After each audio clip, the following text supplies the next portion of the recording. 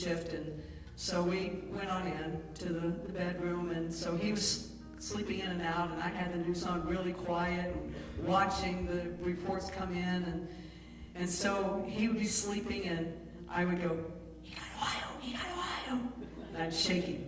Okay, good, yeah, you know. A few minutes later, "He got Florida." I don't remember the sequence of how they came in, but "He got Florida, he got Florida." Oh, yeah, okay, good. And then, you know, he got Iowa. And some of you may have seen me going, "Yay, Iowa, yay, Ohio." And I'm like, "He got Iowa." And I got like several people, my son-in-law in Iowa, and others texting me, you know, till midnight. And finally around, I'd say a little after 1, I realized then that Mr. Trump had it. And it'd be a while before they called, and I went on to sleep. But, yeah, I'm just so thankful. Anyway, so many people have prayed. We had a chance to go to Franklin Graham at the state capitol just a few weeks ago, and I brought Leanne Goff with me. The experience of about 13,000 of us gathered at the state capitol just about a month or so ago. And it was an incredible time with Franklin Graham praying, crying out for our nation. So the point, and they got to experience, Leanne Goff stayed up till 2:30 on Wednesday morning watching the outcome. They were so excited. He texted me sometime afterwards and said, "Mom, are you still up?" I was gone. And I asked him the next day, I said, "How long did you stay up?" "We stayed up all the way to 2:30. We watched the whole thing." Because they never experienced anything like that before. They know what it's like to live in a land that's not free and cheer on a land that can still be free.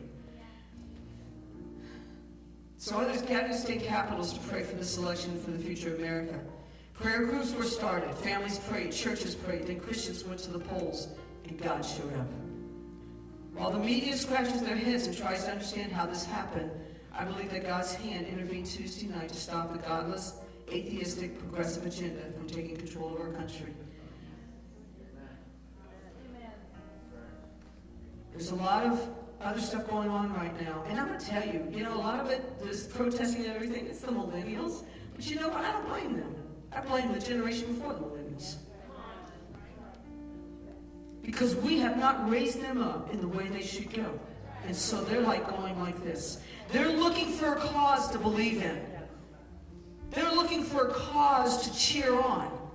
And those that are coming to the Lord, they're finding their cause, and it's the kingdom of God. We didn't raise them up the way they should go, and now they're trying to find their way. And I don't agree with burning my flag, my country's flag. I could give them a list of about 5 countries. I'd pay their ticket.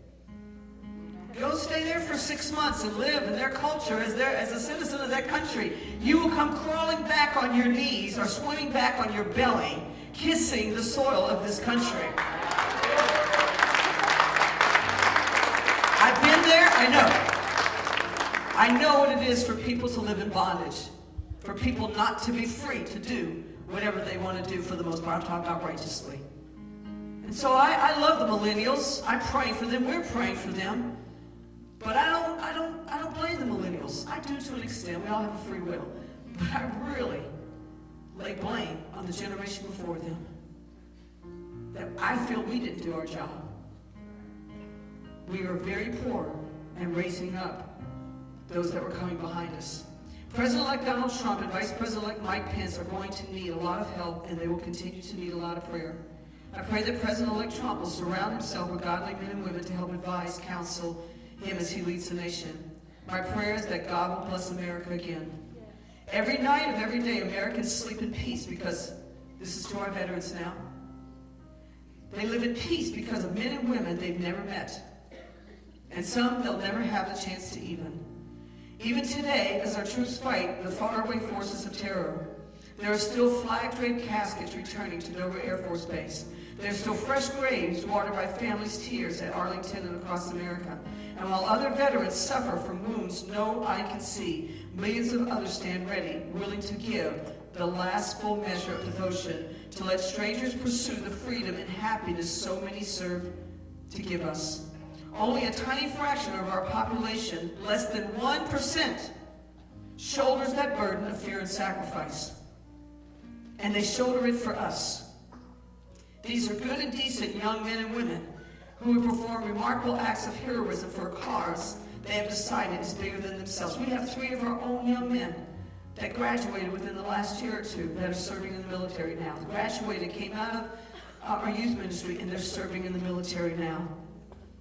Let's hope that this week's election of a commander-in-chief who respects the selfishness of our military is a huge boost to the millions of families and service members who will give all to defend the democracy we exercise Tuesday.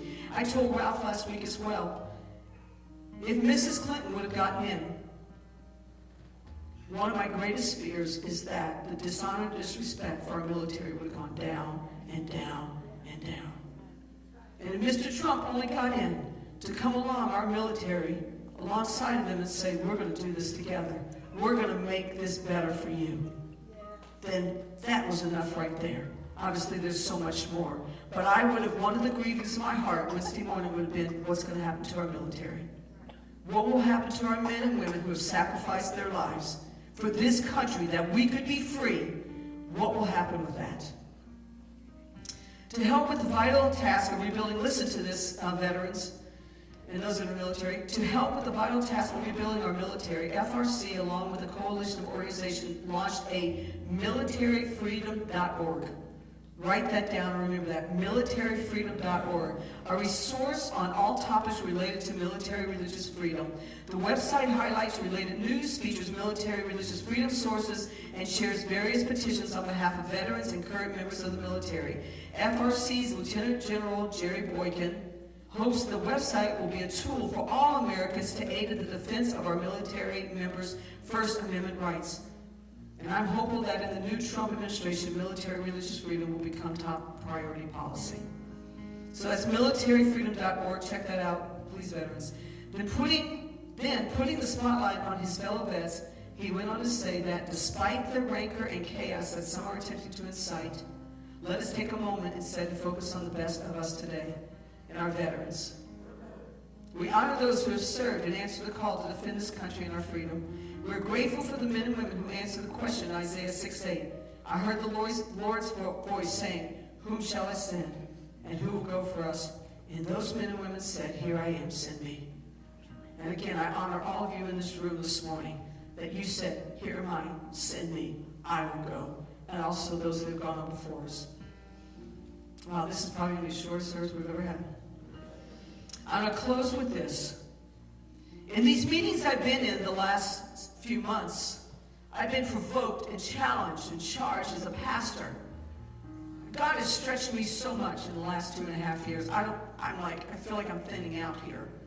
But he stretched me and stretched me. He stretched my thinking. He stretched my heart. He stretched so much about me to bring me into places and spheres that I never ever thought I'd go. Yeah, I've been into places in the other nations that I never thought I'd do, but in arenas and settings in this country that I never thought I'd be a part of.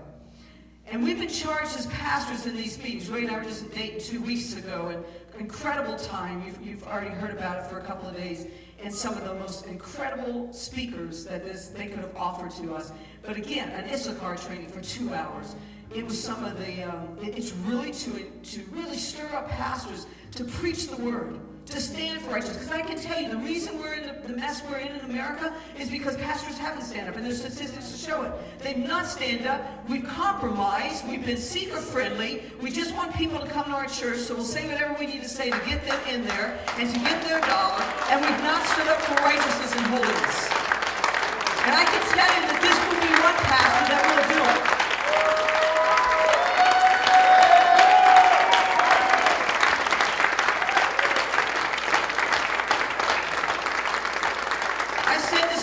But when I had the first interview phone call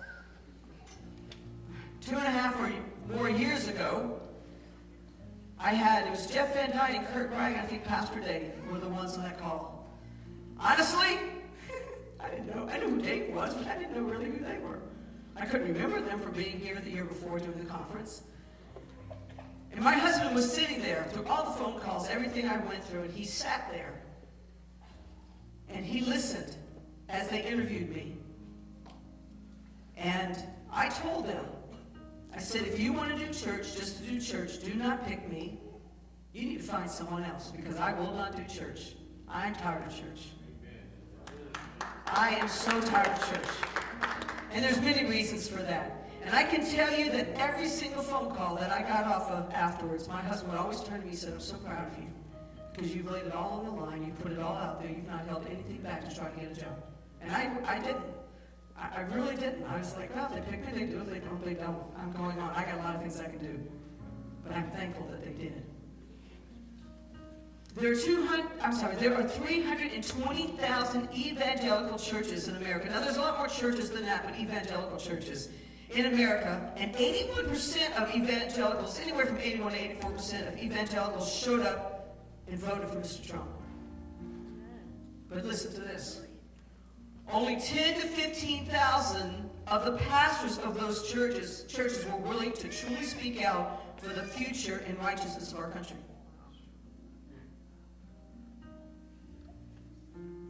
That's such a narrow percentage. Only 10 to 15,000 of the pastors of those 320,000 evangelical churches were willing to truly speak out for the future and righteousness in our country. One of the things that tells me, there's a lot of people sitting in the church pews that cried out to God. That they were willing to say, God, forgive us of our sin. God, heal our land. God, intervene. Do whatever you have to do. God, we need you. Because it wasn't the pastors doing it. Now, I'm not saying they weren't doing it in their own home, but they weren't doing it from their pulpits. And this is by George Barna survey. Okay, this isn't something I just kind of put some numbers to. In a recent George Barna survey amongst churchgoers, he examined people's desire to receive biblical teaching related to the most 22 social and political issues at hand during the election.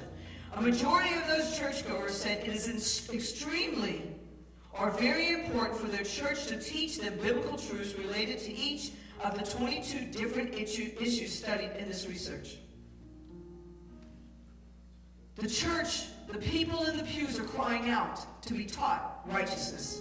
They're crying out to be taught biblical values. They're crying out for us to return to this here again, to say, please teach us the word. Teach us holiness and righteousness and purity. Let me tell you, you want to know what holiness is? It's not some abstract thing, like, let me kind of like holy, let's see if I can figure out. No, it's just holy, your whole self devoted to the Lord, that He is number one in your life. That's how holiness is. That He is my number one. And I commit myself holy, not 50% or 75-25. No, 100% holy. You are God, and I will serve you all the days of my life. That's what holiness is. It's really not hard to figure that out. It's not difficult, but the church has made it difficult.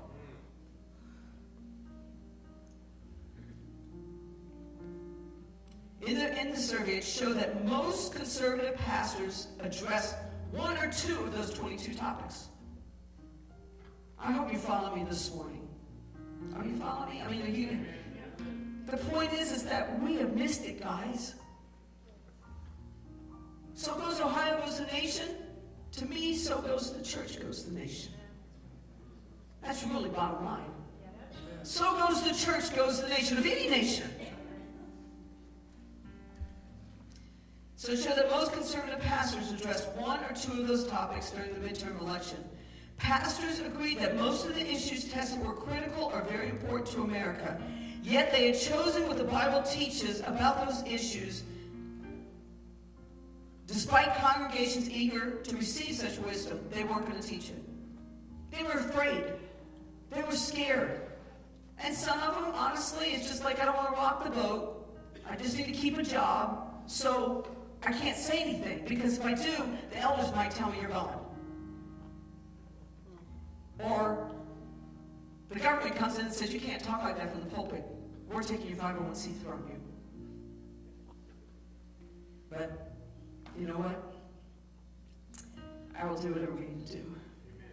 I don't just have one 501c3. I've got like 3 of them. I got the church and I got my own. So I stood losing a lot by standing up for what I believe was right for our nation. According to Congress, only 1 out of every 5 spiritually active Christian conservatives and moderates said their churches provided a lot of information about what the Bible teaches related to current issues. So that means if we took 1 out of every 5 Christians in America, conservative Christians, only 1 out of every 5 said their pastor is really teaching what they need to be taught. That's incredible for a nation that's one nation under God. That's insane. That's sad. And again, are you seeing the parallel here? If the church is this way, then the nation is going to go that way. Do you understand? Are you hearing me? We can't just sit now and go, yay, we prayed, we got him in, we got them in and everything. Now we can just go to sweet by and by and everything's going to be fine. No. This is our last chance. This is a chance for us, not as the President of the United States and his group, his advisors, his committees and everything, not for them to come in and turn America around. It's our responsibility. It's not left up to one man. It's all of us together. And again, as far as I'm concerned, for me and my house, we are going to serve the Lord. And we will preach the truth. Whether it's me or it's an elder or a guest speaker, we will preach the truth and we will preach biblical values. Now, anybody that's really been around me for the last 2.5 years knows I'm going to love people. I will love them. Most of you don't know the people I've sat with in 2.5 years. The people I've connected with, the people I've talked to, that you would not agree with their lifestyle. You would not agree with the way they live. You would not agree with their decisions. And I don't either. But you know what? I love them. And I will love them. But that does not mean, see, people have this so twisted. Well, you're not loving because you don't agree with the way I live. Well, you're just judging me. No, let's go back to the Word of God, what it says. Listen, when the rich man came to Jesus and he said, what must I do to inherit eternal life? And we know the story. He said, sell everything and follow me. Give it up because money was his God. And the rich man turned and walked off. And there's one of the Gospels that recorded this. And I would love, when I get to heaven, I'm going to say, can you please show me? I don't know if it was Mark, Luke, John, whoever it was. Can you show me that look that you saw in Jesus? Can you kind of because one of the Gospels says as the rich man was walking away from Jesus, it says he looked on him with a look of love. And when I read that years ago, I'm like, wow, what must that look have been like that he penned that? It must have been stunning that he could just see, wow, he really loves. Even though he would not compromise, he really loves that guy. Can you say that? Can I say that? Can we say that? That we will show love. We will walk love, even though we will not compromise. You've got the prodigal son. It really is the story of the good father. It really is. It's not the prodigal son. That's really labeled wrong in the Bible. It should be the good father, the loving father. Because it's really about the father. And it says that he comes to his father and asks for everything. I'm going to preach a message real soon here called Face to Face with a Big Fat Pig. It's been on my heart for a few weeks. And I'm going to do it. And so the prodigal son, we know the story. I want my inheritance, give it all to me. And he gets his stuff and he goes off. We know he squanders it and he uses it on alcohol and women and all this stuff. But again, the father, and this is where we make the mistake. A lot of times as parents, we're, oh, please don't do that. Oh, here, look, I'll do whatever you have to do. Here, you can have all the money, and please don't leave. And oh, don't do that. And I understand that to an extent. But you know what? That's not what the father did. He let him go. Broke his heart, but he let him go. But he sat on the front porch and waited for him to come home. He never gave up hope. But so many times we're like compromising as parents or compromising as a church to let people do what that we don't offend them. You know what? When we stand up for righteousness, we will offend the heart. We will offend the mind. But we have to stand up for what is true. Amen.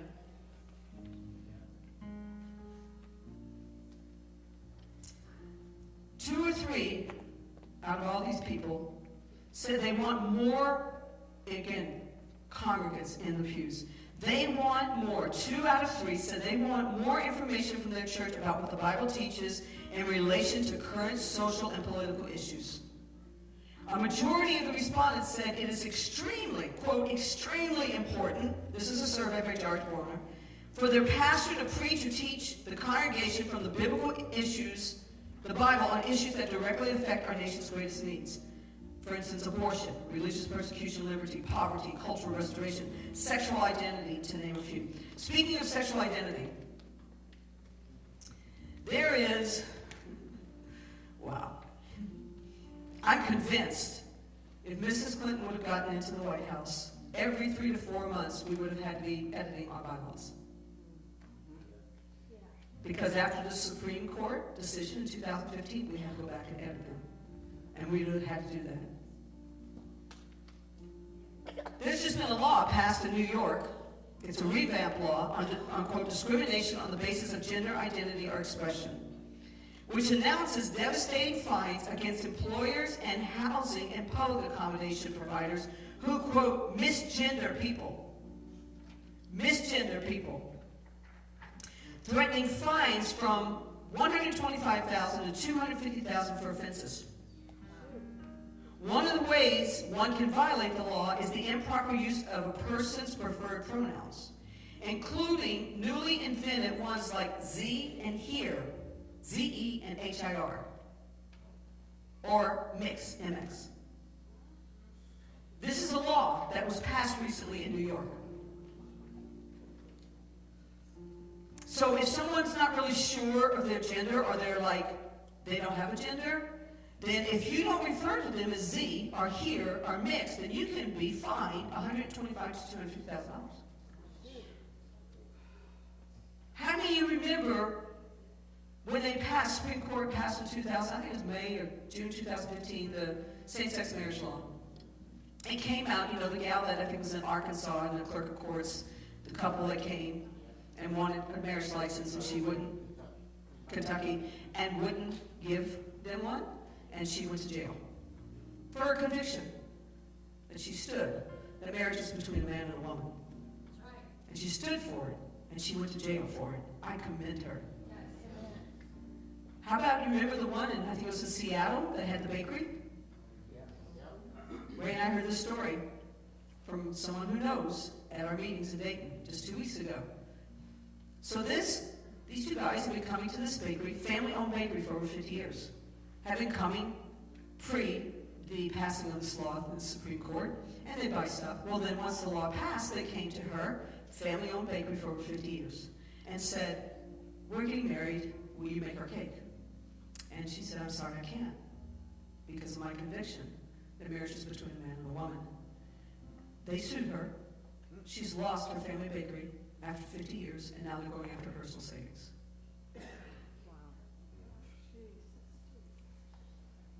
That's just a little. And most people sitting in the churches do not know about this because pastors won't talk about it. But this is one pastor that will talk about it. I love him. But you know what? I love this word first. I love my Father.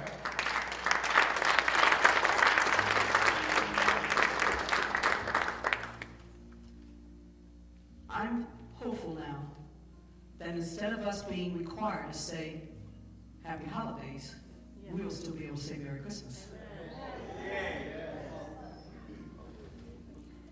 That instead of our Second Amendment rights taken away from us, we'll be able to keep our Second Amendment rights. That the Johnson Amendment Act of 1954 that keeps me as a pastor from saying what I want to say in regards to politics from this platform will be reversed, and I will be able to share the biblical truth and values when it comes down to the elections.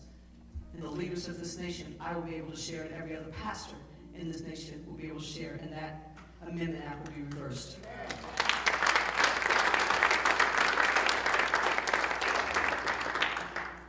And that conservative justices will be appointed to the Supreme Court, giving greater hope.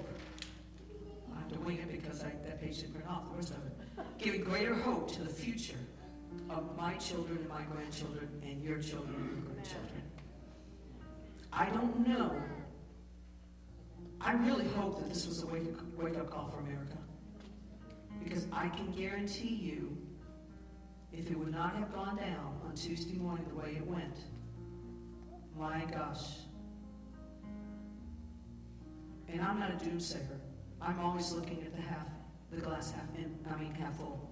I'm not a doomsayer. I'm not, oh my gosh, it's getting bad. I think you know me. But I tell you what, it would have not been a good picture. The future would have been hard, to say the least.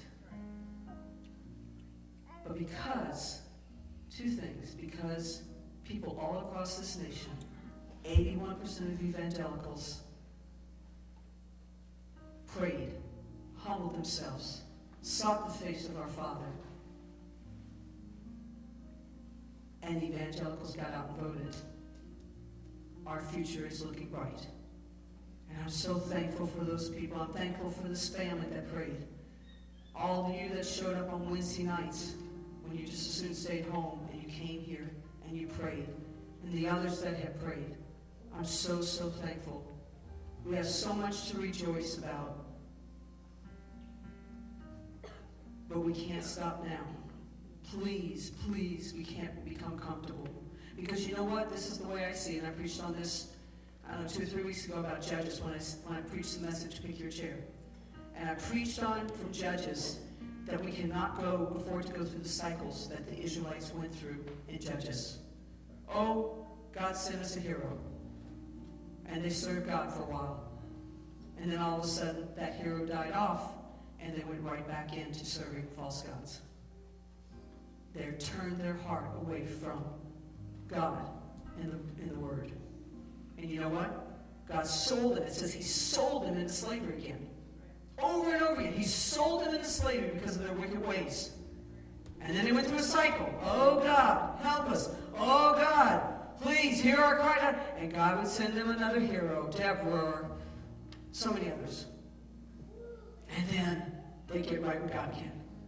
And then that hero would die off. It cycled 12 times. We can't afford, maybe 15 times, I can't remember, 12, 15 judges that were there. We can't afford to cycle and cycle and cycle. And I just ask you as a family that you will stand with myself and the elders as we move forward, that we will, and I know the elders, they will preach the Word of God. They will preach the Word of God. And we will not back out. We will love, we will honor and value, but we will not compromise what God says, because it will destroy our land. Through pride, through turning from his face instead of seeking his face, it will destroy our land. I want to congratulate you for going out, for voting, for praying, and standing with this great nation. Thank you, veterans, again, for giving your lives, for giving your time, for saying, here am I, send me. I honor you guys. We honor you. And we're so thankful. I want to do one thing, if everyone would stand. I'm going to ask the worship team to come back up. And I think it's fitting for us to sing again, God Bless the USA. Because we have, do you understand how much we have to be thankful for? We have so much to be thankful for.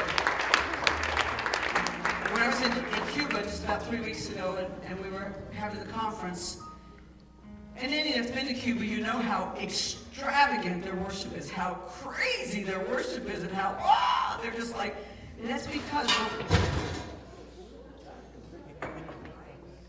everybody's good, everybody's fine, no one's hurt, except the monitor maybe, but anyway. Yep, monitor's fine. Okay. If you've been to Cuba with us and you've witnessed their worship, how they will stand out in the pouring rain because the church is so packed with people that they'll stand in the windows watching. And it's packed. People are packed on the platforms. Their worship will just go. We're in a building, in a theater that has no windows, no air condition, and there's about, 500 or 600 people in there, and it's like, ooh, you can feel all the oxygen being sucked out of the room, and it's hot and sweaty. But you know what? For over 50 years, they had no freedom to worship. They had no freedom to worship. They'd have to get in a back room and hide their Bibles, and they couldn't, okay, we're going to sing, they couldn't do this. And so now they've got the freedom to do it, and they just are going absolutely berserker with it in their expression of worship to God. I'm thankful that we don't have to be concerned this morning about what's going to happen to the Church of America. And I hope in 4 years we don't have to be concerned about that either, because pastors in the church will do what God's calling us to do. Amen.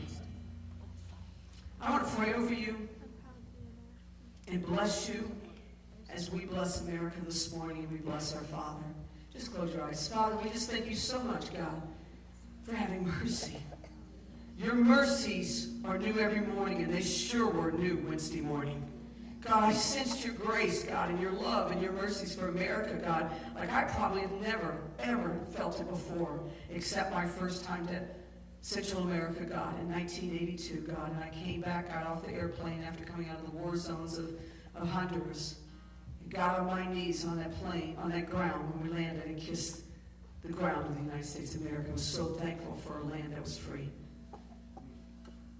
Father, I thank you for this family. God, I thank you, God, for everyone represented here. I thank you for our military, our veterans here. And God, as we bless you, we bless America, and we bless and honor our veterans. And Father, we just say, here we are. Here we are as a family, God, in a little spot in Newark, Ohio. Here we are, Father, send us. Send us. If it's across the street, God, or across the waters, send us, Father. We say, here we are, send us. And Father, I bless every single one represented here this morning. I bless our guests, Father. God, that this morning, God, that they just sensed your heart towards them. God, they felt, God, how you love them and you honor them and that you're a good Father. And I ask, God, that you would just reveal yourself more and more, God, to them and continue to bless them. And Father, once again, we say, God bless the USA.